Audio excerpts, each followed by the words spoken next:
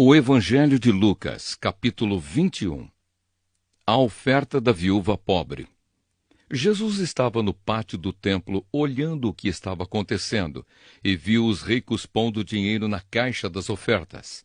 Viu também uma viúva pobre que pôs ali 2 moedinhas de pouco valor. Então ele disse: Eu afirmo a vocês que esta viúva pobre deu mais do que todos, porque os outros deram do que estava sobrando, porém ela, que é tão pobre, deu tudo o que tinha para viver. Jesus fala da destruição do templo. Algumas pessoas estavam falando de como o templo era enfeitado com bonitas pedras e com as coisas que tinham sido dadas como ofertas.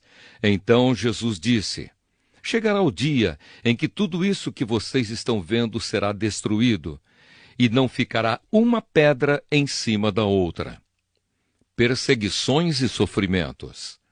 Aí eles perguntaram: Mestre, quando será isso? Que sinal haverá para mostrar quando é que isso vai acontecer? Jesus respondeu: Tomem cuidado para que ninguém engane vocês, porque muitos vão aparecer fingindo ser eu, dizendo: Eu sou o Messias, ou já chegou o tempo. Porém, não sigam essa gente. Não tenham medo quando ouvirem falar de guerras e de revoluções, pois é preciso que essas coisas aconteçam primeiro. Mas isso não quer dizer que o fim esteja perto. E continuou: Uma nação vai guerrear contra outra, e um país atacará outro. Em vários lugares haverá grandes tremores de terra, falta de alimentos e epidemias. Acontecerão coisas terríveis e grandes sinais serão vistos no céu. Mas antes de acontecer tudo isso, vocês serão presos e perseguidos. Vocês serão entregues para serem julgados nas sinagogas e depois serão jogados na cadeia. Por serem meus seguidores, vocês serão levados aos reis e aos governadores para serem julgados. E isso dará oportunidade a vocês para anunciarem o Evangelho. Resolvam desde já que não vão ficar preocupados antes da hora com o que dirão para se defender, porque eu lhes darei palavras e sabedoria que os seus inimigos não poderão resistir nem negar. Vocês serão entregues às autoridades pelos seus próprios pais, irmãos, parentes e amigos, e alguns de vocês serão mortos. Todos odiarão vocês por serem meus seguidores, mas nenhum fio de cabelo de vocês será perdido. Fiquem firmes, pois assim vocês serão salvos. Jesus fala da destruição de Jerusalém. Jesus disse ainda: Quando vocês virem a cidade de Jerusalém cercada por exércitos, fiquem sabendo que logo ela será destruída. Então os que estiverem na região da Judéia, que fujam para os montes. Quem estiver na cidade, que saia logo. E quem estiver no campo, que não entre na cidade. Porque aqueles dias serão os dias do castigo, e neles acontecerá tudo o que as Escrituras Sagradas dizem. Ai das mulheres grávidas e das mães que ainda estiverem amamentando naqueles dias. Porque virá sobre a terra uma grande aflição, e cairá sobre esta gente um terrível castigo de Deus. Muitos serão mortos à espada, e outros serão levados como prisioneiros para todos os países do mundo. E os não-judeus conquistarão Jerusalém, até que termine o tempo de eles fazerem isso. A vinda do Filho do Homem. E Jesus continuou: Haverá sinais no sol, na lua e nas estrelas. E na terra todas as nações ficarão desesperadas, com medo do terrível barulho do mar e das ondas. Em todo o mundo muitas pessoas desmaiarão de terror ao pensarem no que vai acontecer, pois os poderes do espaço serão abalados. Então o Filho do Homem aparecerá descendo numa nuvem com poder e grande glória. Quando essas coisas começarem a acontecer, fiquem firmes e de cabeça erguida, pois logo vocês serão salvos. A lição da figueira. Em seguida, Jesus fez esta comparação. Vejam o exemplo da figueira ou de qualquer outra árvore. Quando vocês veem que as suas folhas começam a brotar, vocês já sabem que está chegando o verão. Assim também, quando virem acontecer aquelas coisas, fiquem sabendo que o reino de Deus está para chegar. Eu afirmo a vocês que isto é verdade. Essas coisas vão acontecer antes de morrerem todos os que agora estão vivos. O céu e a terra desaparecerão, mas as minhas palavras ficarão para sempre. A necessidade de vigiar.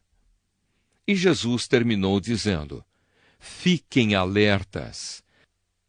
Não deixem que as festas, ou as bebedeiras, ou os problemas desta vida façam vocês ficarem tão ocupados que aquele dia pegue vocês de surpresa, como se fosse uma armadilha, pois ele cairá sobre todos no mundo inteiro.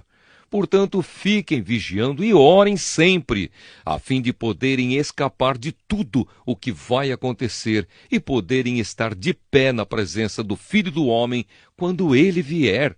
Jesus ensinava no pátio do templo todos os dias, mas à noite ia para o Monte das Oliveiras e ficava ali até de manhã. E todo o povo ia de madrugada para o templo a fim de ouvi-lo. O Evangelho de Lucas, capítulo 22. O plano para matar Jesus. Faltava pouco tempo para a festa dos pães sem fermento, chamada Páscoa. Os chefes dos sacerdotes e os mestres da lei procuravam um jeito para matar Jesus em segredo, porque tinham medo do povo. Judas trai Jesus. Então Satanás entrou em Judas, chamado Iscariotes, que era um dos 12 discípulos. Judas foi falar com os chefes dos sacerdotes e com os oficiais da guarda do templo para combinar a maneira como ele ia lhes entregar Jesus. Eles ficaram muito contentes e prometeram dar dinheiro a ele. Judas aceitou e começou a procurar uma oportunidade para entregar Jesus a eles sem que o povo ficasse sabendo. Jesus manda preparar a Páscoa. Chegou o dia da festa dos pães sem fermento, dia em que os judeus matavam carneirinhos para comemorar a Páscoa.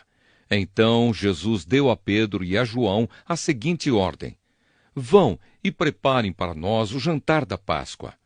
Eles perguntaram: onde o Senhor quer que a gente prepare o jantar? Jesus respondeu: escutem. Quando entrarem na cidade, um homem carregando um pote de água vai se encontrar com vocês.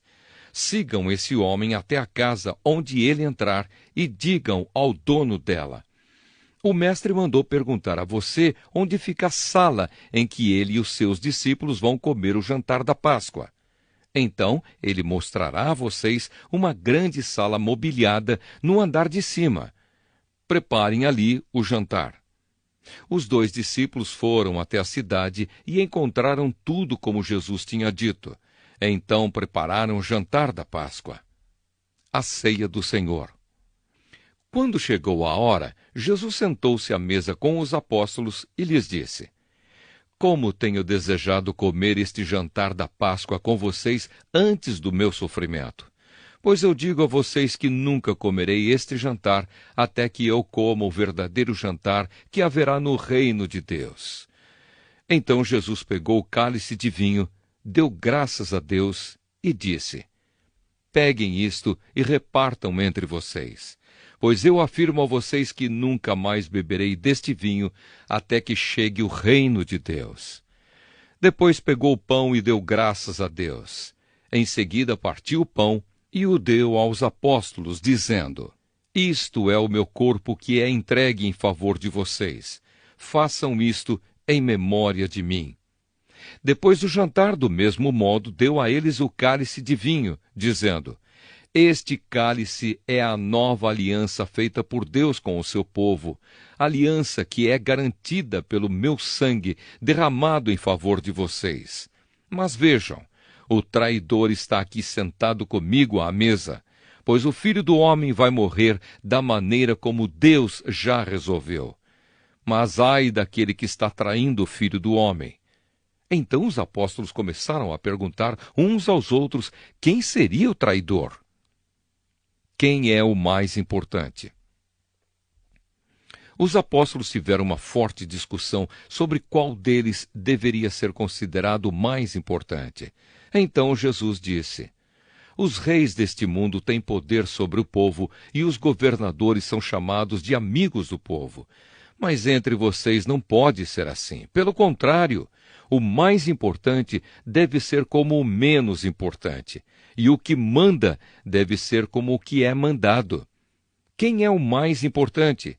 É o que está sentado à mesa para comer? Ou é o que está servindo? Claro que é o que está sentado à mesa, mas entre vocês eu sou como aquele que serve. Vocês têm estado sempre comigo nos meus sofrimentos. Por isso, assim como meu pai me deu o direito de governar, eu também dou o mesmo direito a vocês. Vocês vão comer e beber à minha mesa no meu reino e sentarão em tronos para julgar as 12 tribos de Israel. Jesus avisa Pedro. Jesus continuou: Simão, Simão, escute bem. Satanás já conseguiu licença para pôr vocês à prova. Ele vai peneirar vocês como o lavrador peneira o trigo, a fim de separá-lo da palha. Mas eu tenho orado por você, Simão, para que não lhe falte fé. E quando você voltar para mim, anime os seus irmãos. Então Pedro disse a Jesus: estou pronto para ser preso e morrer com o Senhor. Então Jesus afirmou: eu digo a você, Pedro, que hoje, antes que o galo cante, você dirá 3 vezes que não me conhece. Jesus avisa os discípulos. Depois Jesus perguntou aos discípulos: por acaso faltou a vocês alguma coisa quando eu os enviei sem bolsa, sem sacola e sem sandálias? Não faltou nada, responderam eles. Então Jesus disse: pois agora quem tem uma bolsa ou sacola deve pegá-la, e quem não tem espada deve vender a capa e comprar uma, pois as Escrituras Sagradas dizem: ele foi tratado como se fosse um criminoso. Eu afirmo a vocês que isso precisa acontecer comigo, pois o que está escrito a meu respeito tem de acontecer. Aí os seus discípulos disseram: Senhor, aqui estão 2 espadas. Basta, respondeu ele. Jesus no Monte das Oliveiras. Jesus saiu e foi, como de costume, ao Monte das Oliveiras, e os seus discípulos foram com ele. Quando chegou ao lugar escolhido, Jesus disse: orem pedindo que vocês não sejam tentados. Então se afastou a uma distância de mais ou menos 30 metros. Ajoelhou-se e começou a orar, dizendo: Pai, se queres, afasta de mim este cálice de sofrimento, porém que não seja feito o que eu quero, mas o que tu queres. Então um anjo do céu apareceu e o animava. Cheio de uma grande aflição, Jesus orava com mais força ainda. O seu suor era como gotas de sangue caindo no chão. Depois de orar, ele se levantou, voltou para o lugar onde os discípulos estavam e os encontrou dormindo, pois a tristeza deles era muito grande, e disse: por que vocês estão dormindo? Levantem-se e orem para que não sejam tentados. Jesus é preso. Jesus ainda estava falando quando chegou uma multidão. Judas, um dos 12 discípulos, que era quem guiava aquela gente, chegou perto de Jesus para beijá-lo.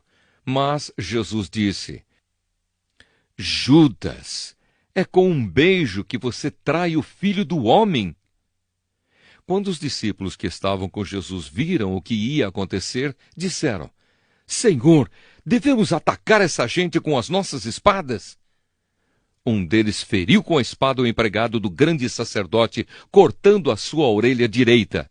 Mas Jesus ordenou: parem com isso. Aí tocou na orelha do homem e o curou. Em seguida disse aos chefes dos sacerdotes, aos oficiais da guarda do templo e aos líderes judeus que tinham vindo para prendê-lo: por que vocês vieram com espadas e porretes para me prender, como se eu fosse um bandido? Eu estava com vocês todos os dias no pátio do templo e vocês não tentaram me prender.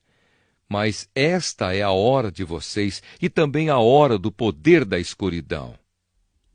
Pedro nega Jesus. Eles prenderam Jesus e o levaram até a casa do grande sacerdote. E Pedro o seguia de longe. Quando acenderam uma fogueira no meio do pátio, Pedro foi e sentou-se com os que estavam em volta do fogo. Uma das empregadas o viu sentado ali perto da fogueira, olhou bem para ele e disse: Este homem também estava com Jesus. Mas Pedro negou, dizendo: Mulher, eu nem conheço esse homem. Pouco tempo depois, um homem o viu ali e disse: Você também é um deles. Mas Pedro respondeu: Homem, eu não sou um deles. Mais ou menos 1 hora depois, o outro insistiu: Você estava mesmo com ele, porque também é galileu. Mas Pedro respondeu: Homem, eu não sei do que é que você está falando. Naquele instante, enquanto ele falava, o galo cantou. Então o Senhor virou-se e olhou firme para Pedro, e ele lembrou das palavras que o Senhor lhe tinha dito: Hoje, antes que o galo cante, você dirá 3 vezes que não me conhece. Então Pedro saiu dali e chorou amargamente. Os guardas batem em Jesus. Os homens que estavam guardando Jesus zombavam dele e batiam nele. Taparam os olhos dele e perguntavam: Quem foi que bateu em você? Adivinhe! E diziam muitas outras coisas para insultá-lo. Jesus diante do Conselho Superior.